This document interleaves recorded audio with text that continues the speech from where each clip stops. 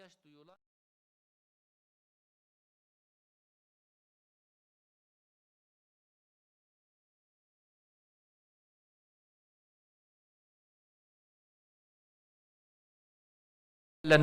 çetelerin sosyal medya faaliyetlerinin yakından takip edilmesi ve yasa dışı gelir kaynaklarının önüne geçilmesi önem taşımaktadır. Sorunun kalıcı çözümü için kurumlar arası koordinasyonla bütüncül bir yaklaşım sergilenmeli. Böyle bir sistem ile bunlarla mücadele edilmelidir.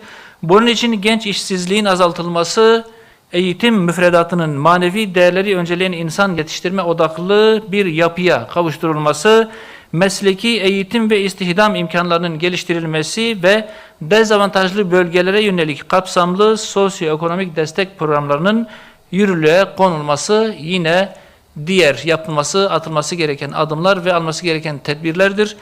Bu şekilde kapsamlı ve koordineli bir çalışma ile ancak bu çeteleşmelerin önüne geçilebilir. Bir an önce bu şekilde bir mücadele konseptine geçilmesini şiddetle tavsiye ediyoruz. Değerli arkadaşlar, yine buna benzer değerlerimizde ciddi sıkıntılar oluşturan bir konuyla devam etmek istiyorum. Yaz mevsiminin başlamasıyla birlikte medyada eğlence ve kültür alanında toplumsal değerleri aşındıran içeriklerin belirgin biçimde arttığı görülmektedir. Özellikle yaz dizilerinde mahremiyet ve haya duygularını tahrip eden sahnelerin normalleştirilmesi, aile kurumunu zayıflatan ilişki biçimlerinin özendirici şekilde sunulması ve bireysel haz merkezli yaşam tarzlarının teşvik edilmesi, toplumsal bozulmayı derinleştiren önemli etkenler arasında yer almaktadır. Bunun yanında birçok ülkede toplumsal hassasiyetler nedeniyle tepkiyle karşılanan bazı yabancı sanatçıların ülkemizde stadyum dolusu gençlere konserler vermesi ve kimi yerli sanatçıların konserlerinde ahlaki sınırları aşan söylem ve teşhirciliğin yaygınlaşması, kültürel alanda yaşanan savrulmanın boyutlarını gözler önüne sermektedir.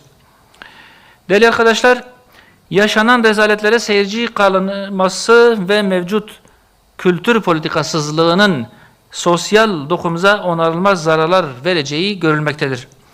Bu nedenle kültür ve sanat politikaları yalnızca ekonomik veya turistik getiriler üzerinden değil, toplumsal fayda ve nesillerin korunması perspektifiyle ele alınmalıdır. Aileyi güçlendiren yapımların teşvik edilmesi, gençlerin kimlik ve aidiyet duygusunu besleyen kültürel faaliyetlerinin desteklenmesi, yerli kültürel üretimin daha güçlü biçimde teşvik edilmesi ve kamu kaynaklarının toplumsal sorumluluk ilkeleri doğrultusunda kullanılması, yaşanan ahlaki aşınmaya karşı atılması gereken temel adımlardır. Toplumun geleceği yalnızca ekonomik kalkınmayla değil, değerlerini koruyabilme iradesiyle de şekillenecektir. Değerli arkadaşlar, Gazze ile açıklamalarıma devam etmek istiyorum. Siyonist terör rejimi Ekim 2025'te varılan sözde ateşkese rağmen Gazze'ye yönelik katliam ve ağır ambargolarını pervasızca sürdürmektedir. Vahşet yalnızca sokaklarda değil, işgal zindanlarında da halen devam etmektedir. Görevi başında esir alınan Kemal Advan Hastanesi Müdürü Doktor Hüsam Ebu Safiye'nin son görüntüleri organize kötülüğün net bir belgesidir. 1 metrekarelik zifiri karanlık bir hücreye kapatılan, aşırı zayıflayan, yüzünde darp izleri ve ellerinde cilt hastalığı beliren Doktor Hüsam'ın durumu içerideki insanlık dışı muamelelerinin, İsrail'in muamelelerinin kanıtıdır. İnsan hakları raporlarına göre 9.400'den fazla Filistinli kardeşimiz işgal zindanlarında sistematik aç bırakma, tıbbi ihmal ve işkence altında tutulmaktadır.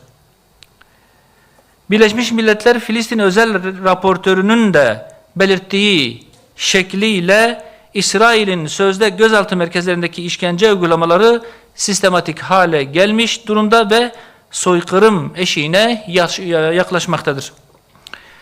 Değerli basın mensubu arkadaşlarım, dünya etik ve ahlaki değerlerini Gazze'de yitirmiştir. Bu küresel çöküş karşısında insanlığın yeniden inşası yine Gazze'den başlamalıdır.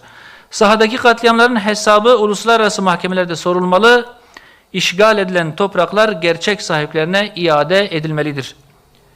Gazze'nin yeniden inşası ivedilikle başlatılmalı, başta Doktor Hüsam Ebu Safiye olmak üzere tüm Filistinli esirler kayıtsız şartsız bir şekilde serbest bırakılmalıdır. Siyonist rejim siyasi, ekonomik, askeri ve diplomatik olarak dünyadan tamamen tecrid edilmeli ve mutlak bir izolasyona mahkum edilmelidir.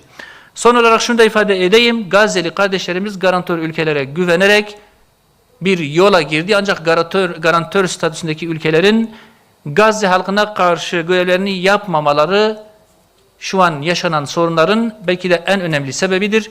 Garantör ülkeleri sorumluluklarını yerine getirmeye davet ediyoruz. Değerli arkadaşlar, Türkiye'nin iç gündemine dair, ekonomiye dair bir konuyla daha devam etmek istiyorum. Bu son konu olacak inşallah. Malum şu anda özellikle Doğu Güneydoğu'da hasat sezonu başladı. Biçer döverler harıl harıl çalışıyor. Allahu Teala hamd ediyoruz ki bu yıl büyük bir bereket ihsan etti. Bol bol yağmur yağdı ve tarlalarda çok ciddi bir verim var. Ancak bu yıla çiftçilerimiz malum geçen yılın borçlarıyla girdiler. Çünkü geçen yıl ağır bir kıtlık sezonu yaşandı. Çiftçilerimiz birçok yerde hiç hasat toplayamadı ve bu yılki ekimlerini tamamen borç ile yapabildiler. Şu anda çok büyük bir borç söz konusudur çiftçilerimizin sırtında. Bu yıl tahıl fiyatları ilan edildi malum, ancak çok büyük bir hayal kırıklığı yaşandı. En iyi buğdaya verilen, layık görülen fiyat 16.500 lira. Arpa için bu 12.500 liraya kadar düştü. Ancak açıklanan bu fiyat maalesef ki maliyetin de çok çok altında bir fiyat. Yapılan hesaplamalara göre girdi maliyetleri %40, %50, %60 dolayında bir artış ortaya koydu. Gübrenin fiyatı 25, 30, 35 bin liraya kadar çıktı. Mazot malum 20, 30, 35 liradan şu anda 70 lira sınırlarında ve bunların tamamı yüklü girdi maliyetleri.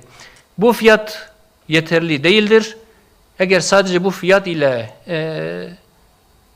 kalınırsa çiftçiler çok ağır bir mağduriyet yaşayacak. Geçen yılki borçlarını dahi ödeyemeyecek. Gelecek yıl içinde herhangi bir ziraat yapma imkanına sahip olamayacaktır. Dolayısıyla çiftçimiz ölecek. Bu noktada Sayın Cumhurbaşkanı'nın da iki hafta önceden ifade ettiği üzere bu fiyatların revize edilmesi lazım. Çiftçimizin hem girdi maliyetlerini karşılayabilmesi hem biraz da kazanarak ailesini geçindirebilmesi ve önümüzdeki yıl daha rahat bir şekilde ziraat yapabilmesi için bu fiyatların en az %50 oranında yukarı çıkarılması lazım. Bu şiddetli bir ihtiyaçtır. Bu keyfi bir talep değildir.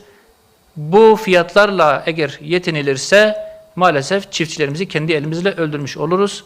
Bunu bu şekilde sizin vesilenizle ifade etmek istedim. Basın açıklamamızı bitiriyorum eğer sorular yoksa. Teşekkür ediyorum.